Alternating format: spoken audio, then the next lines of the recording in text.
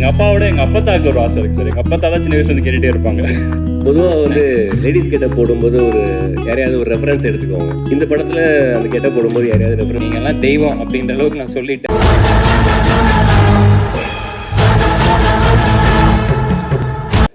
ஏன் சார் அண்ணா இந்த சின்ன திரையிலேருந்து தான் பெரிய திரைக்கு வந்து பெரிய ஆள் ஆனார் சிவகார்த்திகேயன். ஆமாண்ணா.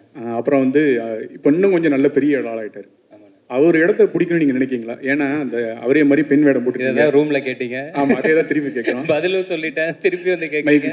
நெல்சன் படத்துலையும் அடுத்து சேர்ந்தீங்க. என்னன்னா நெல்சன் படத்துலையும் அடுத்து அவருக்கு மாதிரியே கூட்டணி வைக்கிறீங்க. ஆமாண்ணா. அதே மாதிரி ஏதாவது ஆசை இருக்கா? அவர் மாதிரி வரணும், அவர் எந்த அளவுக்கு இன்ஸ்பிரேஷன் உங்களுக்கு? இல்லைண்ணா, எனக்கு டெஃபினட்டாக அங்கே சொன்னதை அப்படியே நானும் சொல்லட்டுமா? சரியா. சிவான சேதுபதியான எனக்கு 2 பேருமே பயங்கரமான இன்ஸ்பிரேஷன். ஏன்னா அஜித் சார், விஜய் சார் எல்லாத்தையுமே நம்ம கிட்டக்க கூட பார்த்தது கிடையாது. என்னோட ஸ்கூல் காலேஜ் டைமில் நான் சொல்கிறேன், வெறும் ஸ்க்ரீனில் மட்டும்தான் நம்ம பார்க்குறோம். எனக்கு அப்படி இருக்கும்போது ஏதோ நம்மளாலும் ஒருத்தன் ஜெயிக்கிறான், இங்கேருந்து ஒருத்தன் போய் அதை பண்ணுறான் அப்படிங்கும்போது அப்போ தான் என்ன மாதிரியான பசங்களுக்கெல்லாம் இன்னும் ஸ்ட்ராங்காக அந்த நம்பிக்கை இன்னும் பெருசாது. அப்போ ஓகே, ஏதோ ஒரு ட்ரை பண்ணிகிட்டே இருந்தால் சின்சியராக அதை பண்ணிட முடியும் போலையே அப்படின்னு சொல்லிட்டு. சிவானன்ட்ட அந்த மாதிரி இருக்குன்னா, இப்போ சேதுவனன்ட்ட அவர் அவ்வளோ ஜூனியர் ஆர்டிஸ்ட்டாக நடித்து, ஆக்சுவலாக அவர் ஜூனியர் ஆர்டிஸ்ட்டோட லிஸ்ட் எடுத்தாலே அவ்வளோ இருக்கும் நம்மளுக்கு. ஸோ அதுவும் நடித்து கன்ஃபார்மாக ஏதோ ஒரு நாள் நடந்துரும் அப்படின்ற அந்த ஒரு ட்ரஸ்ட் இருக்குல்ல, அது ஒரு 1000ல் ஒருத்தருக்கு, 10,000ல் ஒருத்தருக்கு, லட்சத்தில் ஒருத்தருக்கு நடந்தாலுமே அந்த ஒருத்தர் மாதிரி கொடுக்குற நம்பிக்கை தான் என்ன மாதிரி பசங்களுக்கு அது ஒரு பயங்கரமான சீடுன்னு நினைக்கிறேன் நான். ஸோ அந்த இன்ஸ்பிரேஷன் நிச்சயமாக இருக்குது. மற்றபடி எனக்கு வர கதைகள் எந்த அளவுக்கு என்கேஜிங்காக இருக்குது, ப்ளஸ் எந்த அளவுக்கு டிஃப்ரெண்ட்டாக பண்ண முடியும் அப்படிங்கிறத தான் நான் பார்த்து பண்ணிகிட்ருக்கேன். Last 2 questions. கவின்ஜி முடிவு நீங்க பண்ணாங்க, நாங்க முடிவு பண்ணிடுறோம். இல்ல நேரம் இல்லன்னு பிஆர் சொல்லிருக்காங்க. எங்களுக்கு தான அடுத்த ஆப்ஷன் சரி கேளுங்க. ஓகே கவின்ஜி, ஆனா ஒரு கொஸ்டின். அதாவது நீங்க வந்து ஸ்டார் இந்த படம் அன்னைக்கு வந்து ஒரே ஹீரோவா இருந்தார் பிரசாந்த். ஸ்டார்னு படம் வந்தது, அவர் பேரும் காதல் இளவரசன். இன்னைக்கு காதல் இளவரசனா எங்க கண்களுக்கு நீங்க தான் தெரியுறீங்க. அந்த காரணத்துக்காகவே ஸ்டாருங்கிற டைட்டில் தூக்கிட்டீங்களா? அதே மாதிரி ஆணழகன்கிற படத்தில் ஒரு பெண் வேடம் போட்டிருப்பார், ரொம்ப ஃபேமஸ் இந்த படம். ஓகேங்களா? அன்னைக்கு வந்து இத்தனை ஹீரோ கிடையாது, அவர் மட்டும். அந்த மாதிரி ஒரு நோக்கம், ஒரு சென்டிமெண்ட் இதுக்குள்ளார வச்சு தான் அந்த படத்தை ஒத்துக்கிட்டீங்களான்னு என்னோட கேள்வி. இல்லைண்ணா, இந்த படத்தோட இப்போ ஸ்டார் அப்படிங்கிறத பொறுத்த வரைக்கும் நாங்கள் எல்லாருமே இப்போ சொல்லியிருந்தோம் இல்லையா, ஸ்டார்னா வெறுமனே அந்த ஸ்க்ரீனில் வர அது கிடையாது ஸ்டார். ஐ மீன் அதுவும் ஸ்டார் தான். அது இல்லாமல் என்னை பொறுத்த வரைக்கும் பீப்புள்ஸ் சாம்பியன் எல்லாருமே ஸ்டார் தான். மக்கள் யாரெல்லாம் நம்ம யாரை பெருசாக ரொம்ப ரசிக்கிறோமோ, அண்ணாந்து பார்க்குறோமோ, அவங்க எல்லாருமே ஸ்டார் தான். அது எல்லாத்தையுமே தாண்டி தான் நம்புகிற விஷயத்த நம்பி என்னைக்காவது ஒரு நாள் நடந்துரும் அப்படின்னு ஓடிட்டு இருக்கிறவனும் ஸ்டார் தான்.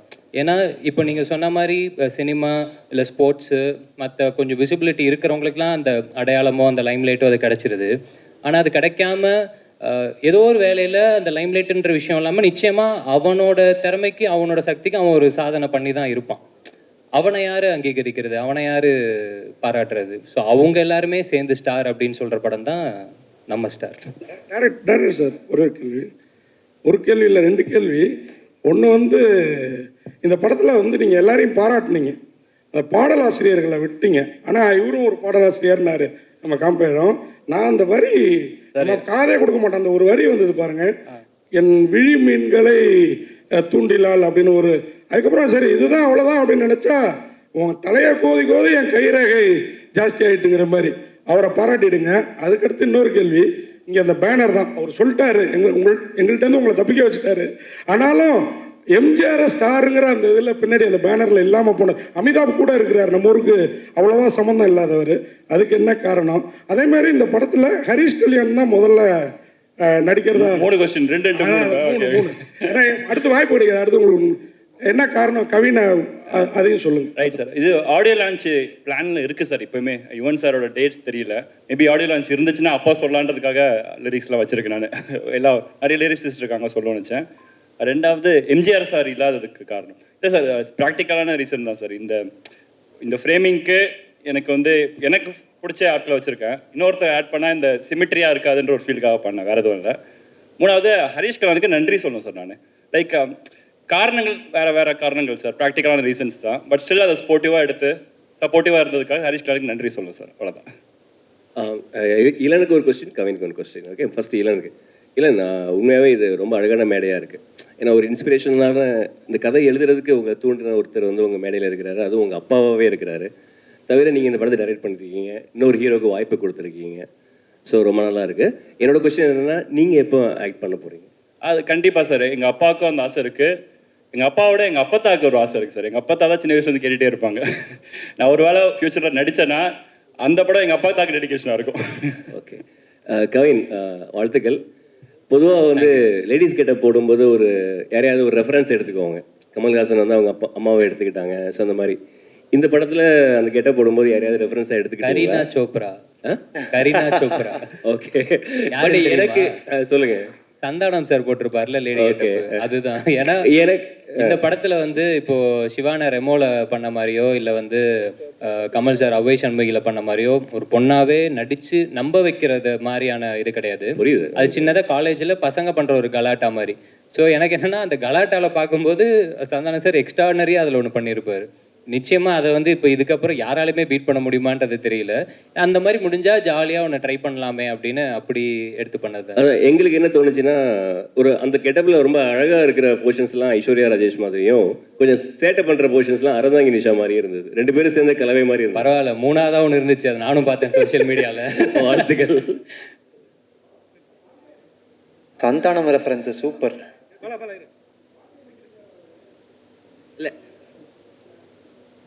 நடிச்சிருக்காங்க சார், நடிச்சிருக்காங்க.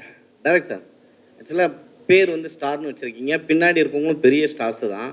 ஸோ ஒருவேளை இந்த படம் வெற்றி அடைஞ்சிடுச்சுன்னா அடுத்த லெவலுக்கு ஸ்டாருக்கு போவார். எந்த ஸ்டார் லெவலுக்கு கவின் போவார் நீங்கள் நினைக்கிறீங்க? சார் நான் ஆல்ரெடி இன்டர்வியூஸை சொல்லியிருக்கேன் சார். சார் கேட்குறீங்க சொல்லவா? ஸோ ஆஸ் அன் ஆக்டரா சார், நான் ஆஸ் அன் ஆக்டராக ஒரு டாப் 5 இருப்பார்னு நான் பிலீவ் பண்ணுறேன். ஆக்சுவலாக ஒரு ஆஸ் அன் ஆக்டராக பெர்ஃபார்மராக ஒரு டாப் 5 இருப்பார்னு பிலீவ் பண்ணுறேன் சார்.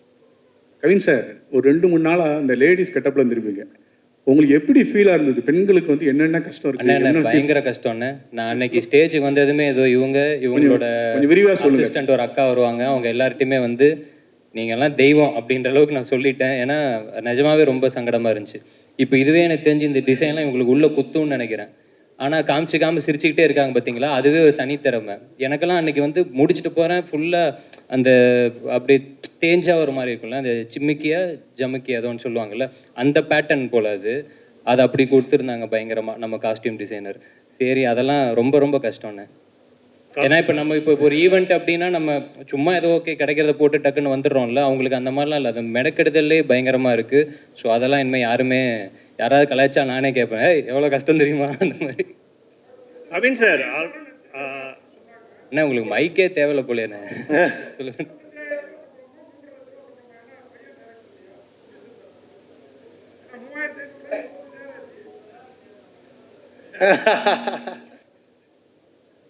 சார், நான் வந்து ஒரு ஓவரால் பட்ஜெட் கொடுத்துட்டு போயிருக்கேன். அதுக்கப்புறம் அந்த பட்ஜெட்டுக்குள்ளேயே எலன் முடிச்சு கொடுத்துருக்காரு படத்தை.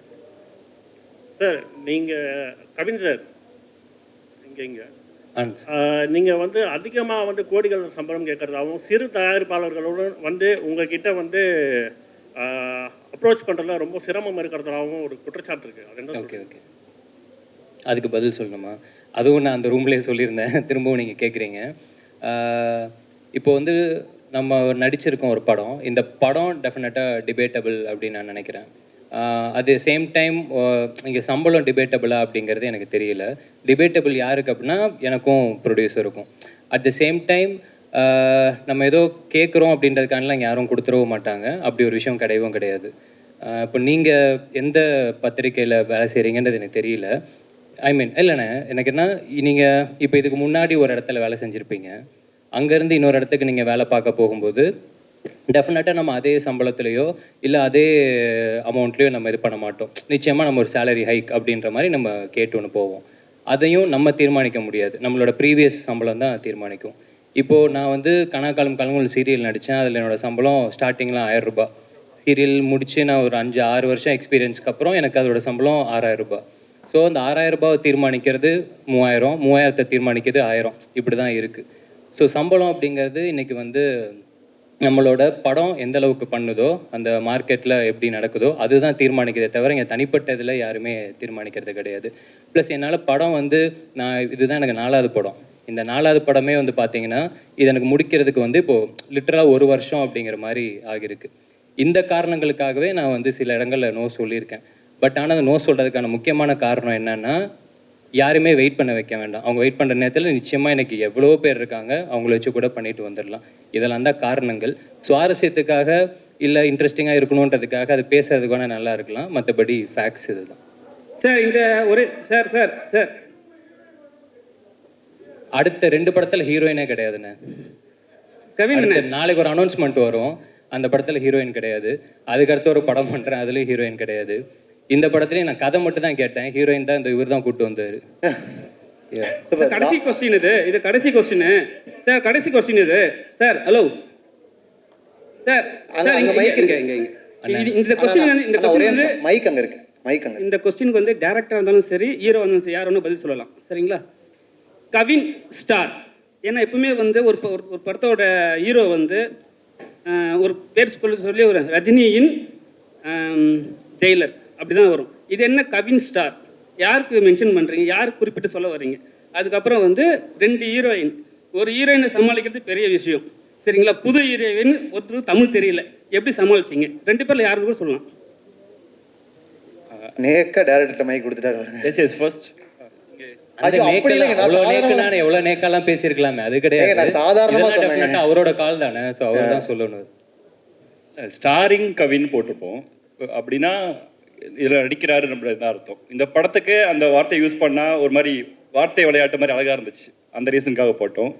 ஹீரோனை சமாளிக்கிற அது வந்து அந்த கொஸ்டின்ஸ் எனக்கு அதில் உடன்பாடு இல்லை. அதில் இல்லை, ஏன்னா பார்த்தீங்கன்னா அவங்களுமே அவங்களோட பெஸ்ட்டு கொடுக்கறதுக்கு அவ்வளோ ஹார்ட் ஒர்க் பண்ணி ப்ரொஃபஷனலாக 2 பேரும் பண்ணி கொடுத்தாங்க. ஸோ சமாளிக்கிறதுக்கான வேலைகள் அங்கே எதுவும் இல்லை.